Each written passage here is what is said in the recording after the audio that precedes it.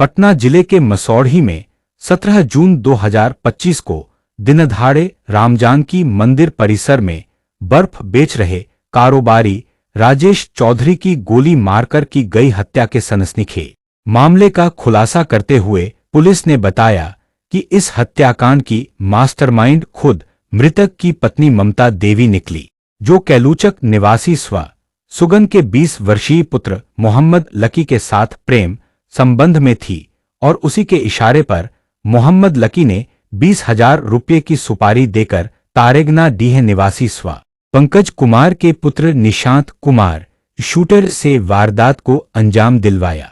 इस षड्यंत्र में एक नाबालिग भी शामिल था जिसने लाइनर की भूमिका निभाई, जिसे पुलिस ने हिरासत में लिया है।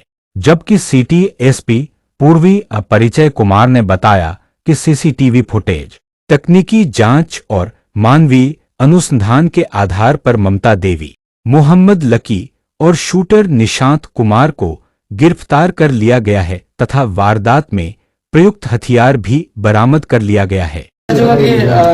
आपको पता भी होगा पहले से कि 17 जून को एक हत्या की घटना हुई थी। यहाँ पे श्री राम जानकी मंदिर है, वहाँ पे एक ठेले पे एक बर्फ के कारोबारी थे श्री राजेश चौधरी, तो उनकी हत्या कर दी गई क्लोज रेंज से गोली मार के।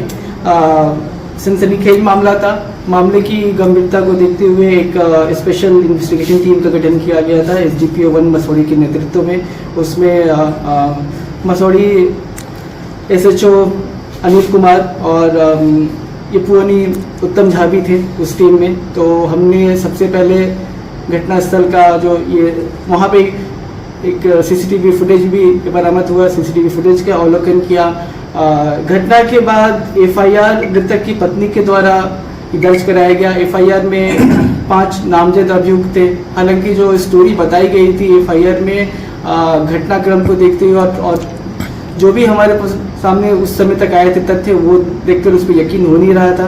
तो घटना की हर पहलू से जांच की गई, तकनीकी अनुसंधान भी किया गया, सूचना संकलन भी किया गया। तो फाइनली ये निकल कर आया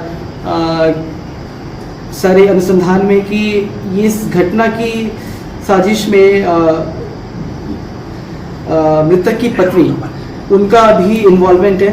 तो ये घटना बेसिकली प्रेम प्रसंग में कारित की गई है। मृतक की पत्नी का अफेयर लकी नाम के एक व्यक्ति से चल रहा था। ये लकी नाम का एक व्यक्ति ने एक तीसरे व्यक्ति जिसका नाम है निशांत कुमार है, उसे 20,000 रुपये की फिरौती दी कि जो मृतक है राजेश चौधरी, उनकी हत्या करने के लिए। इसके साथ साथ एक अन्य अभियुक्त जो नाबालिग है, उसने भी लाइनर का काम किया। चूँकि वो नाबालिग है इसलिए उसका नाम हम मीडिया को नहीं बता सकते हैं। तो इन सभी ने ये मिलकर ये घटना कारित किया। CCTV फुटेज में जो हमारे सामने आया है उससे भी अभियुक्त जो शूटर है निशांत कुमार, उसका मिलान किया गया है। वो मिलान करने से हूबहू वही व्यक्ति है, इसकी पहचान हो गई है। घटना के बाद ये शूटर जाके अपने बाल कटा लेता है ताकि उसकी हुलिया ये थोड़ा सा ये चेंज हो जाए।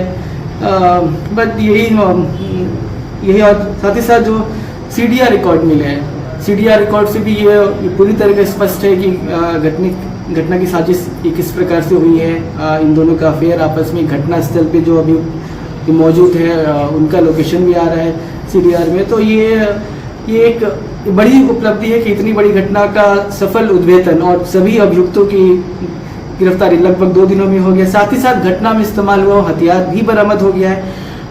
हथियार का जो स्रोत है उसके बारे में भी हमें सूचना मिली है। जो हथियार जहां से लिया गया है उसके पीछे भी हम लगे हुए, वो अनुसंधान का पार्ट है। ये जितने भी अभियुक्त हैं इन सभी की गिरफ्तारी इनके अपने अपने घर से ही हुई है।